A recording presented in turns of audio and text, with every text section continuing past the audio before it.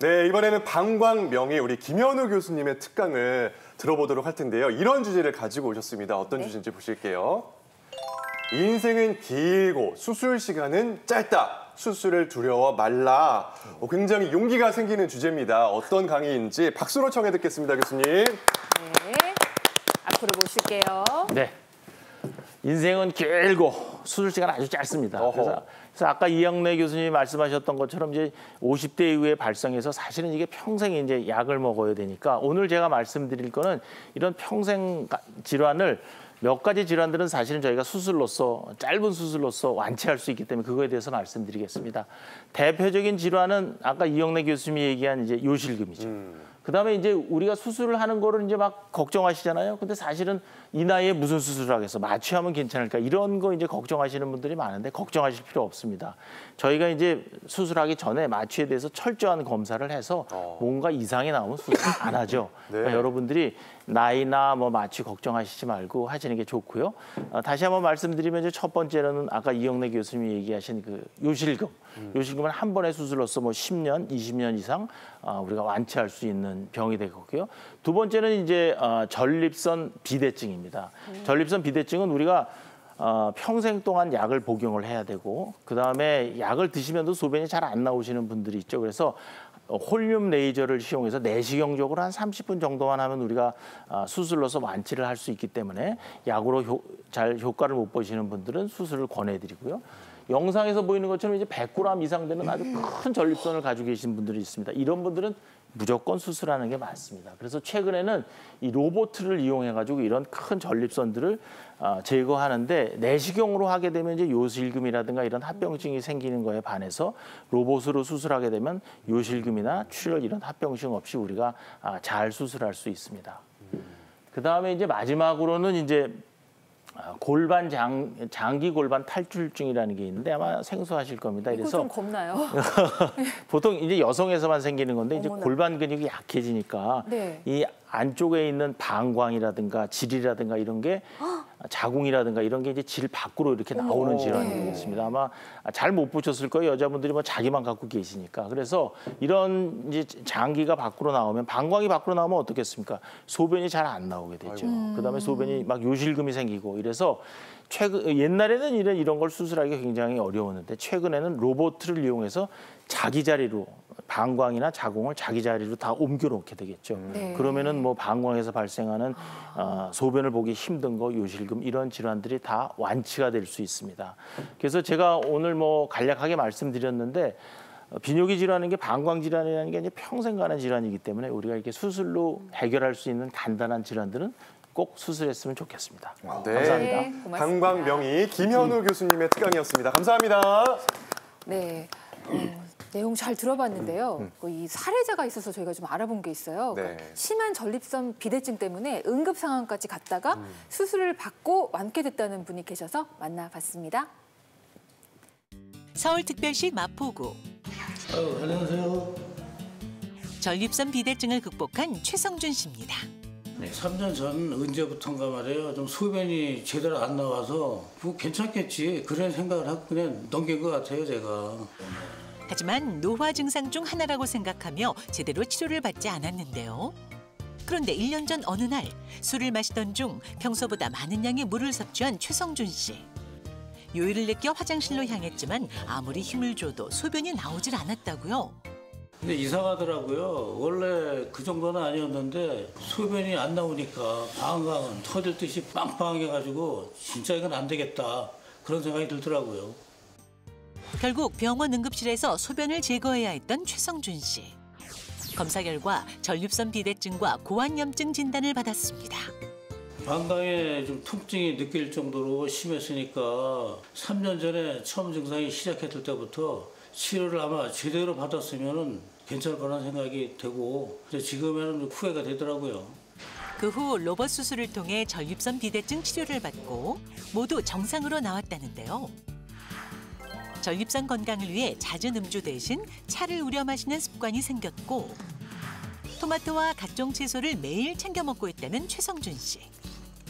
그리고 악화됐던 몸 상태가 회복돼 한동안 못했던 운동도 이제 시작해보려고 한다는데요. 이제 운동도 할 수 있으니까 전립선 건강이 정말 좋아졌거든요. 여러분도 전립선, 방광이 약해졌을 때 숨기지 말고 하루빨리 치료받길 바랍니다.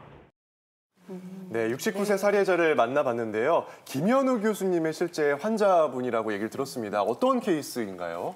저분 한 2달 전에 제가 수술하신 분인데요. 네. 엄청 반갑네요 화면에서 보니까.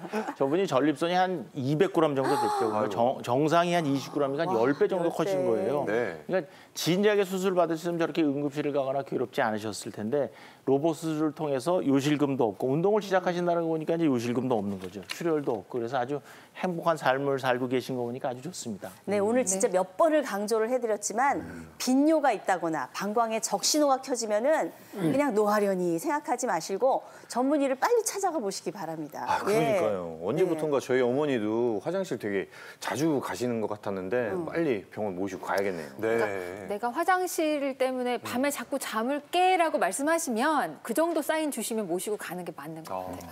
네, 자 나이 들면 심해지는 치명적인 방광 질환 이제 3번째 보도록 하겠습니다. 네. 방광이 예민해졌다. 과민성 방광 나왔습니다. 이거는 젊은 분들도 많더라고요. 네, 맞습니다. 젊은 사람들한테도 과민성 방광이 많죠. 말 그대로 방광이 예민해진 거죠. 하루에 소변을 8번 이상 자주 보고 또 화장실을 급하게 가고 또 화장실 가다가 심하면 절박성 요실금으로 지리기도 하고 또 밤에도 여러 번 깨기도 하면 우리가 이제 과민성 방광으로 진단할 수 있는데요. 사실 원인은 정확하지 않지만 우리 몸의 방광의 민감도의 변화, 또 호르몬의 변화, 또 말초신경이나 중추신경의 변화, 다양한 원인 때문에 이런 과민성 방광은 발생할 수 있습니다. 알겠습니다. 방광이 민감해지지 않도록 뭐 젊은 사람들도 많이 생긴다고 하니까 저도 잘 단련해 보도록 하겠습니다. 자, 이어서 오늘 명의진료실을 방문해 주신 시청자 한 분 더 소개해 드릴게요. 안녕하세요. 안녕하세요. 네, 안녕하세요. 조은함욱 씨 어떤 고민이 있으셔서 오셨나요? 저는 10년 전에 빈뇨 증후군이 생겼어요. 네. 그래서 아침에 일어나면 한 3번 정도 화장실을 가고요. 또 밤에 자다가 또 2번 정도 가고 또 어디 좀 나가려고 버스 정거장에 가려고 집에서 화장실 갔다가 또 화장실 버스 정거장 좀 가면은 또 화장실 또 가고 싶거든요. 아이고. 그렇게 하고서 또 제가 고민이 하나 있는 것이 다리가 네. 이렇게 꾹 누르면은 네. 나오지를 않아요, 부은 데가. 그래서 그거는 어떤지 좀 궁금합니다. 네, 우리 이영래 교수님께서 진료 직접 해주실까요? 네, 그 화장실 가시면 소변은 양을 많이 해서 시원하게 보시나요? 아니 그렇지 않습니다. 그렇죠. 조금 보고 조금 있다 또 보고. 예, 소변량이 적죠. 네. 그리고 아까 잔뇨감도 있어요. 예, 들어보니까 다리가 잘 부으신다고요. 네, 다리가 누르면은 네. 정상으로 돌아오지 않고 그냥 그래서 그것이 고민이 되고 이것이 또 질병에 연관이 있는지 궁금합니다. 네, 맞습니다. 사실은 우리 사례자분 나이에 많이 오는 질환이고요. 이런 증상 봐서 이제 우리가 과민성 방광으로 생각할 수 있고요. 이 과민성 방광은 소변 검사나 또 요속 검사, 또 배뇨일지 이런 것들을 통해서 우리가 쉽게 진단할 수 있습니다. 그래서 정확하게 소변 보는 패턴을 알게 되면 우리가 약물 치료로 어느 정도 소변을 조절할 수 있고요. 또 하나는 제가 앞서서 말씀드린 것처럼 소변이 마려울 때 한번 참아보는 방광 훈련법들이 좀 도움이 될 수 있고요. 또 이렇게 배뇨일지를 써보는 것도 상당히 도움이 됩니다. 그런데 아까 이제 다리가 자꾸 붓는다고 하셨잖아요. 하지 부종하고 과민성 방광은 크게 연관은 없습니다. 하지 부종은 심장이나 콩팥이나 폐에 문제가 있어서 올 수 있는 거기 때문에 이 문제는 내과 전문의를 한번 찾아가 보시는 게 좋겠습니다. 감사합니다. 네, 좀 도움이 되셨어요? 네, 이제 그 일지도 화장실 가는 것도 좀 적어 보고요. 검사도 네. 받아보고 하겠습니다. 네, 네, 오늘 꼼꼼히 해주시고. 귀한 시간 내주셔서 네. 함께해 주셔서 감사합니다. 끝까지 저희와 함께 하시면서 방광 건강법 알아가시길 바라겠습니다. 네, 자 지금 티벗에는 어떤 퀴즈 지금 정답이 올라와 있을지 궁금한데요. 임수민 아나운서 전해주시죠. 자, 오늘 명의 2분을 모시고 방광 질환에 대해서 알아보고 있는데 티벗 퀴즈 3문제 저희가 드렸죠. 자, 우리 시청자분들은 뭐라고 답하셨는지 한번 보겠습니다. 당뇨병, 고혈압 있으면 방광이 약해진다. 자, 우리 이재승 씨는 어떻게 생각하세요? 약해지지 않을까요? 아무래도 당뇨병이나 고혈압이 있으면 전반적으로 몸 상태가 컨디션이 안 좋기 때문에 방광도 영향이 있을 것 같아요. 그렇다. 우리 시청자분들은 어떤 선택을 하셨을까요? 네, 64%가 그렇다라고 답을 하셨습니다. 교수님 어떤가요? 시청자분들 아주 현명하세요. 자, 우리가 이제 당뇨가 오래되면요, 합병증으로 방광의 감각 기능이 떨어집니다. 소변이 방광에 일정량 차도 마려운 거를 못 느껴서 방광이 과도하게 자꾸 이제 늘어나게 되면 배뇨근에 영향을 미치겠죠. 또 당뇨 있는 분들이 물을 아무래도 많이 마시게 되니까 더더군다나 방광이 늘어나는 거를 우리가 가속화되고요. 우리 당뇨란 것 자체가 뭡니까? 소변에 당이 있어요. 그럼 어떨 것 같아요? 균들이 되게 좋아하죠. 그래서 당뇨가 없는 사람에 비해서 당뇨가 있는 분들은 방광염에 되게 취약합니다. 또 고혈압이 있는 분들은 혈중에 카테콜라민이라는 물질이 올라갑니다. 이게 올라가면 우리가 소변을 편안하게 보는 배뇨근이 수축하는 것을 억제하고요. 또 방광 경부나 전립선 요도의 긴장도를 높여서 배뇨 상황을 굉장히 나쁘게 만듭니다. 그래서 답은 O입니다. 네.